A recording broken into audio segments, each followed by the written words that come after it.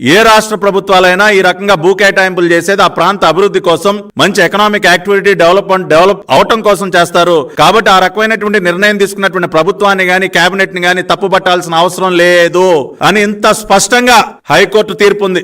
నేను రాష్ట్ర ప్రజలందరూ కూడా దయచేసి అర్థం చేసుకోండి, ఎంత నిస్సిగ్గుగా తప్పుడు ఆరోపణలు చేస్తా ఉన్నారో వైఎస్ఆర్ కాంగ్రెస్ పార్టీ వారు. చేతిలో ఒక తప్పుడు మీడియా ఉంది కాబట్టి దాని ద్వారా ఇష్టానుసారం పిచ్చరాతలు రాయించడం, ప్రెస్ మీట్లు పెట్టి బురద జల్లే కార్యక్రమం చేయటం. అంతేకాకుండా ఇంకా ఏమన్నారండి, అసలు ఐఎంజీ యునైటెడ్ స్టేట్స్ ఆఫ్ అమెరికాలో ఉన్నటువంటి ఐఎంజీ వారికి ఎటువంటి సంబంధం లేదంట ఐఎంజీ భారత వారితో.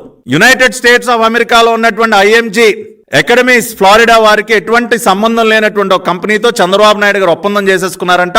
అదే విషయాన్ని వాళ్ళు కూడా చెప్పారంట. యుఎస్ఏలో ఉన్నటువంటి ఐఎంజీ వాళ్ళు ఇక్కడ ఉన్నటువంటి వారి సబ్సిడీతో మాకేం సంబంధం లేదని చెప్పారా? ఏమైనా సజ్జల రామకృష్ణారెడ్డి, ఇదిగో United states of America IMG వాళ్ళు ఇచ్చినటువంటి స్టేట్మెంట్ నా చేతిలో ఉంది, చదువుతా విని అర్థం చేసుకో.